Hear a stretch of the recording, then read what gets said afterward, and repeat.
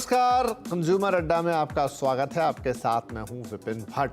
और चीन में इस समय फैल रहा है एक निमोनिया, एक अज्ञात निमोनिया, एक रहस्यमय बीमारी, और अलर्ट पर आ गया है इंडिया। जी हां, चीन से लगातार खबरें आ रही हैं, कॉज ऑफ कंसर्न है, थोड़ी चिंता बढ़ा रहे हैं। अभी तो ये शुरुआती चीज़ें, लेकिन याद कीजिए जब कोरोना के साथ भी हुआ था मामला, तो ऐसे ही था कि शुरुआत में कुछ कुछ खबरें आती थीं और फिर उसने क्या रूप लिया हम सब जानते हैं। उन बातों को याद करना नहीं चाहते, ना आपको डराने का कोई पर्पस है, लेकिन अलर्ट तो होना चाहिए किसी भी ऐसी चीज़ पर जिसके सोर्सेज नहीं पता। क्योंकि चीन में भी यही हो रहा है कि वो इसको आइडेंटिफाई नहीं कर पा रहे हैं कि कौन सा वायरस है, क्या है। इस तरह की बातें निकल कर आ रही हैं। वैसे भी चीन से जानकारियाँ आधी अधूरी निकलती है, लेकिन हाँ, ये सुनने में आया कि बच्चों के हॉस्पिटलाइजेशन धड़ाधड़ हो रहे हैं। इसीलिए इंडियन गवर्नमेंट ने भी अलर्ट जारी किया है। तो इसी पे थोड़ा कॉशियस मूड पे आएंगे। भारत में भी इस समय सर्दी, बुखार, खांसी, जुकाम का मौसम है, तो थोड़ा और हमें सावधान हो जाना चाहिए। उस पर भी बात करेंगे। आइए बताते हैं एग्जैक्टली क्या खबरें आई हैं चीन से और क्यों हम ये बात आज कर रहे हैं। तो चीन में सांस की एक रहस्यमय, जैसा मैंने कहा कि कॉज अभी नहीं पता है, कौन सा वायरस है, ज़्यादा डिटेलिंग नहीं है, इसलिए इसे रहस्यमय बीमारी कहा जा रहा है। और ये बीमारी के ज़्यादातर शिकार जो हैं वो बच्चे हो रहे हैं। बच्चों के हॉस्पिटलाइजेशन के आंकड़े बहुत ज़्यादा हैं चीन के अंदर। इसके अलावा बच्चों को अस्पतालों पर, जैसा मैंने कहा, हॉस्पिटलाइजेशन बहुत हो गया, हॉस्पिटल्स पे दबाव बढ़ गया है। और यही दिक्कत है, स्कूलों के ज़रिए ये नई बीमारी फैली है, जहाँ बच्चे असेंबली करते हैं तो ऐसे एक दूसरे की तरफ जाता है। चीन का दावा है कि ये नया नहीं है वायरस। अब चीन की बातें कितनी भरोसे लायक है वो अलग बात है, लेकिन फिलहाल उनकी तरफ से ये कहा गया है। 13 नवंबर को मिला था पहला केस, और आगे जो डिटेल हैं हम आपको और बताएंगे। और लेकिन अब इंडिया में क्या हुआ है, केंद्र सरकार ने राज्यों को निर्देश जारी किए हैं। किस तरीके के निर्देश हैं? राजस्थान, कर्नाटक, गुजरात, उत्तराखंड, इन राज्यों को अलर्ट मोड पर डाला है। हरियाणा, तमिलनाडु को भी अलर्ट किया गया है और हेल्थ इंफ्रास्ट्रक्चर दुरुस्त रखने के निर्देश दिए गए हैं। फिलहाल कोई शायद स्क्रीनिंग वगैरह शुरू नहीं हुई है। राज्यों ने अस्पतालों, स्टाफ को भी अलर्ट कर दिया है और सांस से संबंधित बीमारी को लेकर ये अलर्ट जारी किया गया है, अगर इस तरह की किसी स्थिति का सामना हमें भी करना पड़ जाता है। तो चलिए आज की चर्चा की शुरुआत करते हैं। हमारे साथ है सर एच.एन. रिलायंस हॉस्पिटल के additional director critical care doctor Charudatt Vaiti, Max super speciality hospital के head pulmonology doctor Vivek Nangla और public health analyst Sameer Bhatia. आप सभी का बहुत बहुत स्वागत है। तो डॉक्टर चारुदत्त, आपसे हम शुरुआत करते हैं। कितना बड़ा कंसर्न है ये जो बीमारी, जिसे रहस्यमय बीमारी कहा जा रहा है चीन के अंदर, एक तरह का निमोनिया जो बच्चों पे इम्पैक्ट कर रहा है, कितनी चिंता की बात है? तो आई थिंक इस समय सिर्फ सतर्कता ही इम्पोर्टेंट है, जरूरी है। WHO के थ्रू एक इंफॉर्मेशन जारी हुआ था। उन्होंने चाइनीज अथॉरिटीज से डेटा लिया था। तो उसमें अभी तक तो जो वायरसेस मिले हुए हैं वो कॉमन वायरसेस है, कॉमन रेस्पिरेटरी वायरस जो चेस्ट इन्फेक्शन कॉज करते हैं, वो वाले वायरसेस ही हैं। हम्म। अभी कोई नया वायरस या नए प्रॉब्लम्स की जानकारी नहीं है। नॉर्मली जब सर्दी का मौसम रहता है तो हम चेस्ट इन्फेक्शन में इंक्रीज रेट तो दिखता ही है, दुनिया भर में ये दिखता है। और आई थिंक उसी संबंध से ये जुड़ा हुआ ऐसे लग रहा है अभी। बट आई थिंक विजिलेंस जरूरी है, सतर्कता जरूरी है, ऐसे कहूंगा मैं। नागला साहब, तो जितना मैंने पढ़ा था, क्योंकि ये चीज़ें लगातार अपडेट हो रही है, लेकिन जैसा डॉक्टर वैती बता रहे हैं कि शायद वो जो वायरस डिटेक्ट हुए हैं वो कॉमन ही है। जो शुरुआत में खबरें आ रही थी कि नहीं डिटेक्ट हो रहा है, मिल नहीं रहा है, ड्रेस नहीं मिल रहा है, लेकिन फिर भी इतना ज़्यादा हैवी हॉस्पिटलाइजेशन, मतलब थोड़ा अगर ये रूटीन में हम इसे देखें तो बिल्कुल सही बात है कि ये मौसम ऐसे ही होता है। भारत में भी यही वक्त है जब सबको सर्दी, खांसी, जुकाम और बच्चे थोड़ा जल्दी इम्पैक्ट होते हैं। लेकिन जिस लेवल पर मास वहाँ पर हॉस्पिटलाइजेशन है, तो ये चीन ने भी एक कंसर्न के तौर पर किया है, या स्थिति थोड़ी चिंताजनक मानी जा सकती है क्योंकि WHO का भी अलर्ट है? जी नहीं डेफिनेटली। तो हाँ जी, ये सवाल डॉक्टर नागला से। जी, ये स्थिति जरूर चिंताजनक है, क्योंकि इतने नंबर ऑफ पेशेंट्स एक दिन में एडमिट हो जाना भी कोई छोटी बात नहीं होती। 7,000 के करीब पेशेंट्स एक दिन में भर्ती हो रहे हैं। और जब ऐसा होता है तो यूजुअली हमने ये देखा है कि कोई एक नया प्रकार का वायरस कम्युनिटी में आया होता है, जिसके प्रति उनकी बच्चों की या हमारी इम्यूनिटी नहीं होती है, क्योंकि ये कोई नया प्रकार का वायरस होता है। और यूजुअली ये जो वायरस होते हैं ये किसी एनिमल सोर्स से आए होते हैं। जैसे अभी भी एक संभावना है कि H9N2 जो एक नए प्रकार का इन्फ्लुएंजा वायरस है, प्रॉब्लम ये भी फैल रहा है अलोंग विद जो बाकी उनके routine viruses and routine mycoplasma infections and influenza infections, Covid infections वो हो रहे हैं। तो अगर वो हो रहा है एक कम्युनिटी में जिसमें पहले कभी कोई उस वायरस के प्रति एक्सपोजर नहीं हुआ है, तो उनकी इम्यूनिटी नहीं है, सो इस वजह से नंबर्स जो है फैलने की संभावना बहुत ज्यादा है। अभी तक ये जो है बच्चों में सीमित ज्यादा है, किंतु कब ये वायरस बच्चों से निकल के एडल्ट्स में भी होना शुरू हो जाए कहना बहुत ही मुश्किल है। किंतु हाँ, जो वहां से पिक्चर्स आ रही हैं, जो रिपोर्ट्स देखने को मिल रही हैं, वो काफी स्केरी हैं और हमें कॉशियस रहना बहुत जरूरी है। जी, यहाँ पे 2-3 सवाल आएंगे। मसलन पिछली बार हमने देखा तो कोविड उसने बच्चों को कम इम्पैक्ट किया था, लेकिन यहाँ बच्चों पे पहले इम्पैक्ट आ रहा है। दूसरा ये कि ऑलरेडी हमारी पूरी की पूरी जनरेशन, हम सबके सब कोविड से गुजर चुके हैं, तो क्या ऐसे में एक और वायरस जो कि आपके फेफड़ों पर ही, आपके श्वसन तंत्र पर ही अटैक करता है, क्या वो और घातक होगा? इस पे आगे बात करते हैं। लेकिन समीर भाटी साहब, पब्लिक डोमेन में इसके बारे में और क्या इंफॉर्मेशन है, क्या चल रहा है चाइना में इस वक्त?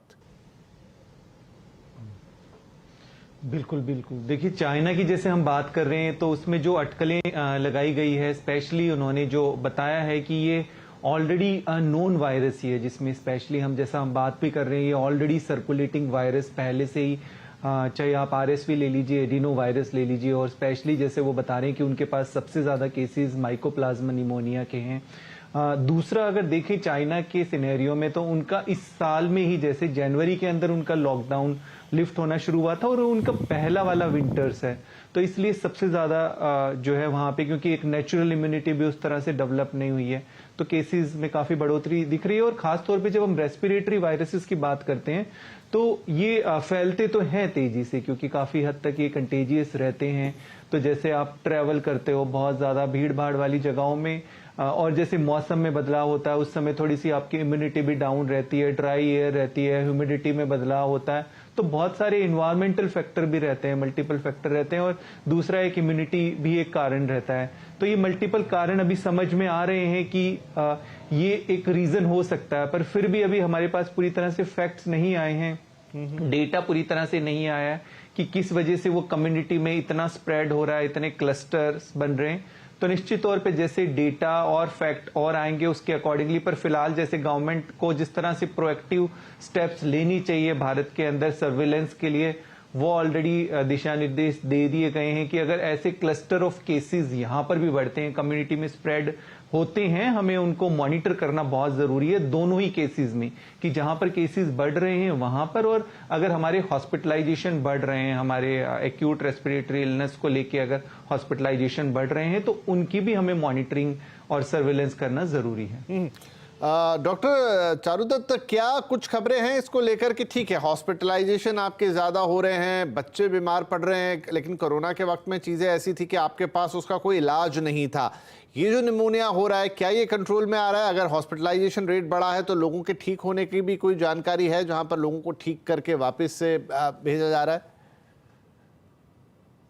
तो इस समय इस वायरस का या ये बीमारी का जो हम बोलते हैं मोर्टालिटी, जो डेथ रेट है, इतना कुछ ज्यादा इंफॉर्मेशन तो है नहीं, बट चाइनीज अथॉरिटीज से हमने पहले भी देखा है कि इंफॉर्मेशन पूरा फैक्ट मिलना, जैसे डॉक्टर भाटी बोल रहे थे, इट्स नॉट वेरी इजी, उनके यहाँ से इंफॉर्मेशन आना थोड़ा मुश्किल ही रहता है। तो इस समय वो कमेंट करना थोड़ा मुश्किल है, बट जो इंफॉर्मेशन पब्लिक डोमेन में है उसमें से तो इस बीमारी से लोग, यस, हॉस्पिटलाइजेशन रेट बढ़ा हुआ है ऐसे दिख रहा है, बट डेथ रेट उतना बड़ा है ऐसा नहीं दिख रहा है, मोर्टालिटी या जान का जोखिम इतना ज्यादा है ऐसा नहीं लग रहा है। ठीक है डॉक्टर नांगला, एक सवाल पूछना ज़रूरी होगा, क्योंकि मैंने जैसा कहा पहले भी कि हम सबके सब ऑलमोस्ट ये पूरी दुनिया के जितने लोग हैं वो कोविड के थ्रू गुजर चुके हैं। किसी को एक बार हुआ, किसी को 2 बार हुआ, किसी को उससे ज़्यादा बार हुआ, और कुछ हद तक हम लोगों के लंग्स कह लीजिए या पूरा ओवरऑल हमारा जो सिस्टम है वो कोविड से इम्पैक्ट हुआ। ऐसे में इस तरह की बीमारी जो खास तौर पे लंग्स पे इम्पैक्ट करती है, लौट के आती है और थोड़ी बड़ी भारी मात्रा में आती है, तो क्या तकलीफ दे सकती है? चाइना की बात हो, इंडिया की बात हो, या पूरी दुनिया में कहीं भी? जी बिल्कुल, ऑफ कोर्स तकलीफ दे सकती है। अगर तो जिनको माइल्ड इलनेस हुई थी और लॉन्ग कोविड नहीं हुआ था तो उनमें हो सकता है ये इतना सीरियस ना हो, किंतु जिसको ऑलरेडी एक जो कोविड के टाइम पे लोगों को इंटरस्टिशियल लंग डिजीज या पल्मोनरी फाइब्रोसिस डेवलप हो गया था, उनमें अगर ये होता है तो डेफिनेटली रिस्क बहुत ज्यादा रहेगा। अगर किसी को लॉन्ग कोविड रहा है, बॉडी के अंदर सिमरिंग इन्फ्लेमेशन रही है, तो उसमें भी अगर फिर से इन्फेक्शन होता है तो कॉम्प्लिकेशन होने की संभावना ज्यादा रहेगी। कोविड की वजह से हम लोगों की इम्यूनिटी वैसे ही बहुत ज्यादा डाउन हो गई थी, और सेकेंडरी इन्फेक्शन होने की संभावना बहुत ज्यादा हो गई थी।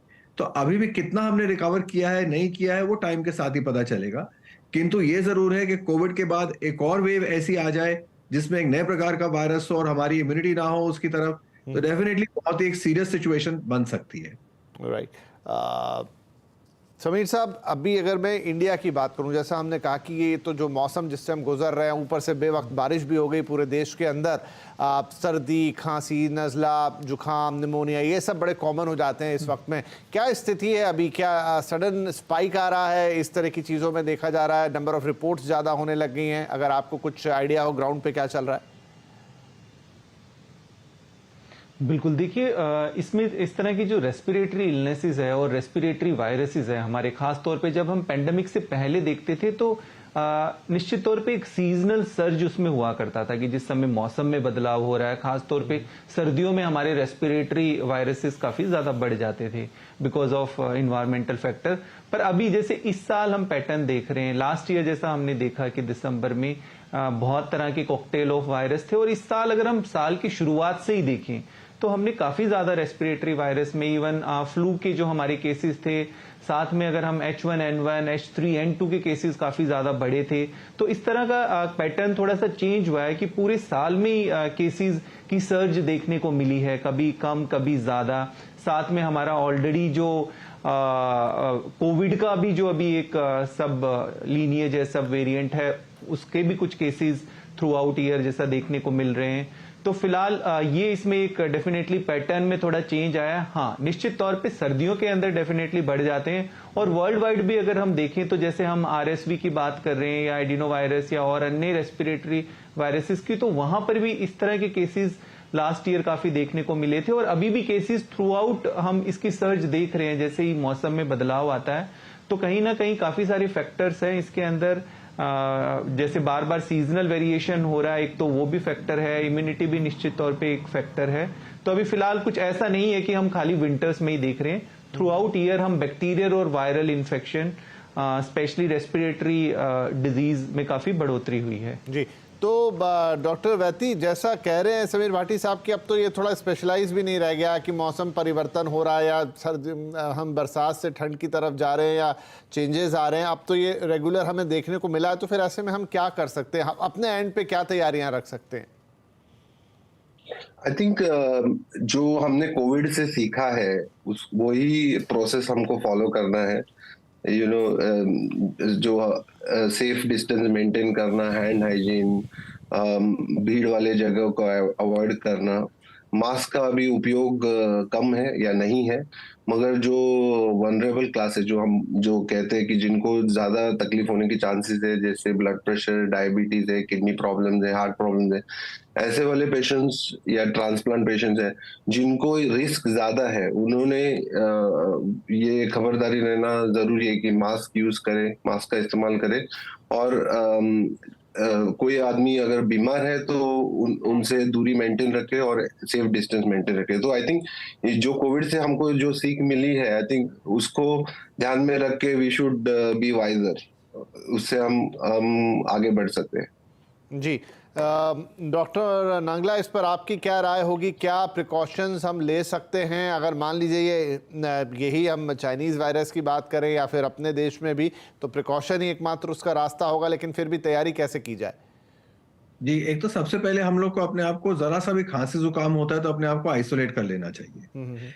एक तो ऑफ कोर्स नए वायरस आने की संभावना है, वो तो जब है सो है, पर उसके अलावा भी जब हम लोग को साधारण कोल्ड, कॉफ या वायरल इन्फेक्शन लगता है, जिसको हम एलर्जी भी कहते हैं समटाइम्स, के मौसम के बदलाव की वजह से है, तो भी हमारे लिए बहुत जरूरी है कि हम अपने आप को आइसोलेट कर लें, ताकि ये जो है हम औरों को ना दें। चाहे हमें एक माइल्ड इलनेस हो, हम हेल्थी हैं, हमें कोई और मेडिकल प्रॉब्लम नहीं है, हम सेफली निकल जाएंगे, किंतु जो हमारे आसपास के लोग हैं, हमारे फैमिली मेंबर्स हैं, हमारे कॉलीग्स हैं, हो सकता है उनमें से कोई वृद्ध हो, कोई इम्यूनो कॉम्प्रोमाइज्ड हो, किसी को कोई और कोमॉर्बिड कंडीशन हो, जिसकी वजह से उनमें माइल्ड इलनेस भी सिवियर बन सकती है।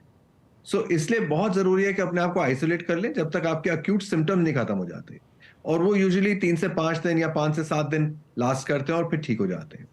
और बाकी जैसे डॉक्टर साहब ने भी आपको बताया कि सारे प्रिकॉशंस लें, सोशल डिस्टेंस मेंटेन करके रखें, हैंड हाइजीन मेंटेन करके रखें, क्राउडेड प्लेसेस में ना जाएं। अगर आपको एलर्जी, एस्थमा, सीओपीडी कोई भी ऐसी बीमारी है तो ऑलरेडी अपने चिकित्सक को संपर्क करें और इन सब बीमारियों को अंडर कंट्रोल रखें। ये कंट्रोल में रहेंगी तो कोई सेकेंड इन्फेक्शन होगा भी तो उसको मैनेज करना आसान रहेगा।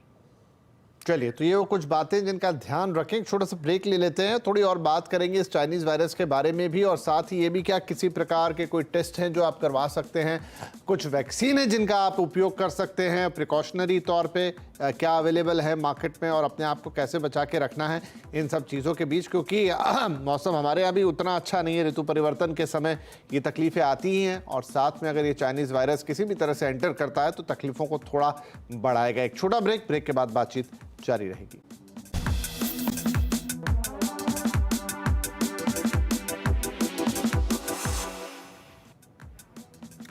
Welcome back. चीन में निमोनिया और यहाँ अलर्ट पर पूरी दुनिया, भारत ही नहीं है पूरी दुनिया में WHO का भी अलर्ट है और इंडियन गवर्नमेंट ने भी अलर्ट किया है। तो हम बात कर रहे थे कि चाहे ये चीन से आए चाहे हमारे देश में जो सीजनल चेंजेस आने पे निमोनिया और ये सब चीज़ें फैलती हैं, हमें बचाव कैसे करना है वो सबसे इम्पॉर्टेंट है। तो चलिए चर्चा को थोड़ा आगे बढ़ाते हैं। भाटी साहब, क्या कोई एडवांस वैक्सीनेशन जहाँ पहले से कुछ ले लिया जाए उससे कोई बचाव हो सकता है, कोई टीका अवेलेबल? जी, इसमें दो चीजें हैं डेफिनेटली। जब प्रिवेंशन की बात और बचाव की बात करें तो वैक्सीनेशन जैसे हमारी ऑलरेडी एक तो फ्लू वाली जो वैक्सीन है, फ्लू की वैक्सीन हर साल जिस तरह से अपडेटेड होती है, तो फ्लू की वैक्सीन एटलीस्ट जो एल्डरली कोमॉर्बिड लोग हैं उनको फ्लू की वैक्सीन ले लेनी चाहिए। न्यूमोकोकल के लिए वैक्सीन अवेलेबल है तो अपने डॉक्टर से संपर्क करके आप ले सकते हैं। इसके अलावा प्रिवेंशन की बात करते हैं तो वहाँ पे टेस्टिंग का रोल भी उतना ही इंपॉर्टेंट आ जाता है। तो उसमें ज़रूरी है खास तौर पे अगर आपको लक्षण लंबे समय तक बने रह रहे हैं तो उसको इग्नोर ना करें, और बहुत आसान से टेस्ट, खास तौर पे क्योंकि हम जैसे निमोनिया की बात करें तो एक सिंपल से चेस्ट एक्सरे के जरिए आप पता लगा सकते हैं, और इसके अलावा कुछ रूटीन के ब्लड टेस्ट होते हैं जिनके जरिए भी पता लगाया जा सकता है। और एक सबसे इंपॉर्टेंट, क्योंकि अभी कॉकटेल ऑफ वायरस, कई तरह के वायरस इन्फेक्शंस चल रहे हैं, तो उसको भी डिफरेंशिएट करने के लिए जैसे हमने देखा कोविड के टाइम में हम जिस तरह से PCR की जांच किया करते थे, स्वैब टेस्ट, तो उस तरह के स्वैब टेस्ट के जरिए, एक टेस्ट के जरिए ही आप सभी तरह के वायरस को स्क्रीन करके पता लगा सकते हैं कि आपको किस तरह का वायरल इन्फेक्शन हुआ है। तो इस तरह के सभी टेस्ट उपलब्ध है, तो डॉक्टर से संपर्क करें कि आप अपना टाइमली डायग्नोस्ट कर सकते हैं, और ट्रीटमेंट मैनेजमेंट में वो फिर आपको काफी हेल्पफुल रहते हैं। जी डॉक्टर चारुदत्त, किन लक्षणों को देखना है ध्यान से, अवॉइड इग्नोर नहीं करना है, और वो कौन सा वक्त होगा जब आपको डॉक्टर के पास फिर चले जाना चाहिए?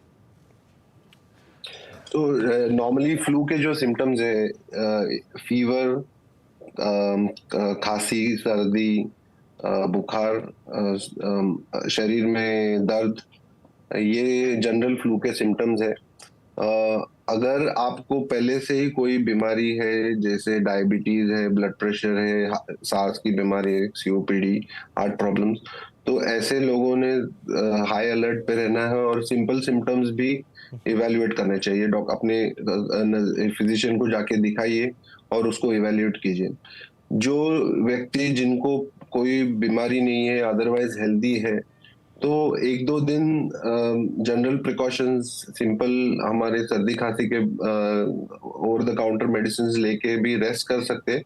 मगर 48-72 आवर्स में अगर इम्प्रूवमेंट नहीं हो रहा है तो इम्पोर्टेंट है कि वो अपना जांच करा ले। जैसे डॉक्टर भट्टी ने कहा कि अभी बहुत सारे टेस्ट है, फ्लू पैनल अवेलेबल है, जिससे हम लगा सकते, डायग्नोसिस कर सकते कि किस तरीके का वायरस है, किस तरीके का इन्फेक्शन है, और उस हिसाब से इलाज में मदद होती है।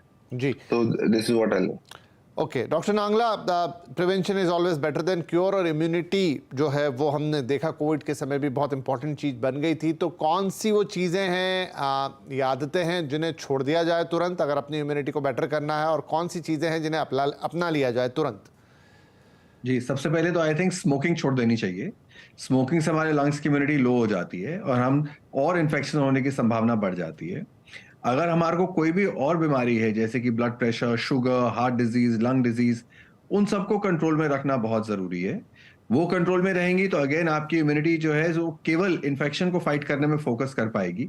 अदरवाइज इन सब में डाइवर्टेड रहते हैं हमारे बॉडी के मैकेनिज्म्स, तो उसमें और कॉम्प्लेक्स सिचुएशंस बन जाती हैं। तीसरी चीज ये कि हम वैक्सीनेशन हमें लगवा लेना चाहिए। इन्फ्लुएंजा का जो है नया स्ट्रेन का वैक्सीन अभी अवेलेबल है आजकल। जिनको भी जो हाई रिस्क पॉपुलेशन है उनको तो डेफिनेटली लगवा लेना चाहिए। निमोकॉकल का वैक्सीन आता है किंतु वो सिर्फ सिलेक्टेड ग्रुप ऑफ लोगों के लिए होता है, तो वो अपने चिकित्सक से संपर्क करके अगर आप उस कैटेगरी में फॉल करते हैं तो वो भी आपको लगवा लेना चाहिए। बाकी क्योंकि आजकल प्रदूषण भी बहुत ज्यादा है तो बाहर निकलना एज मिनिमम कर सकें उतना रखें। सुबह के टाइम पे सैर वैर पे ना जाएं और अपने आसपास के वातावरण को साफ रखें। हैंड हाइजीन मेंटेन करके रखें। जरा सा भी जुकाम खांसी होता है तो अपने आप को आइसोलेट कर लें और दवाइयां लें। अगर चौथे दिन पांचवें दिन भी जुकाम खांसी बुखार नहीं ठीक हो रहा या सांस की रफ्तार बढ़ रही है, आजकल सबके पास एक पल्स ऑक्सीमीटर एक सिंपल सा डिवाइस आता है जिससे अपनी ऑक्सीजन लेवल चेक कर सकते हैं। अगर वो ऑक्सीजन लेवल फॉल कर रही है तो फिर इमीडिएटली डॉक्टर से संपर्क करें, अस्पताल में जाएं।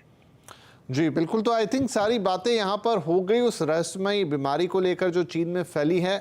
ईश्वर ना करे कि वो उस तरह की कोई चीज़ हो जैसे हमने पहले देखा, होनी भी नहीं चाहिए, लेकिन फिर भी अलर्ट रहना, सतर्क रहना, जागरूक रहना और तैयार रहना, ये 3-4 चीज़ें हैं जो हमें महामारी ने या कहें कोरोना ने सिखा दी हैं। तो वो अच्छी बात है। बाकी प्रिकॉशंस हमारे डॉक्टर पैनल ने आपको बता दिए हैं क्या चीज़ों का आपको ध्यान रखना है। इनफैक्ट वो ना हो, हमारे यहाँ की भी जो सीजनल बीमारियाँ हैं वो उससे आप बच पाएंगे। और प्रिकॉशंस जो सिलेक्ट ग्रुप हैं उन्हें क्या क्या रखने हैं, किस तरह के वैक्सीन आप ले सकते हैं और अगर ज़रूरत पड़े तो किस तरह की जाँच या टेस्ट आप परफॉर्म कर सकते हैं, ये 4-5 बातें अगर आप ध्यान रखते हैं तो आई थिंक कोई भी बीमारी हो कहीं से भी आए आप उससे लड़ने में सक्षम रहेंगे और अपने आसपास के लोगों को भी स्वस्थ रख पाएंगे। तो आप तीनों ही महानुभावों का बहुत शुक्रिया, आपने वक्त निकाला और ये इंपॉर्टेंट बातें हमारे दर्शकों को बताई। बहुत बहुत शुक्रिया। नमस्कार।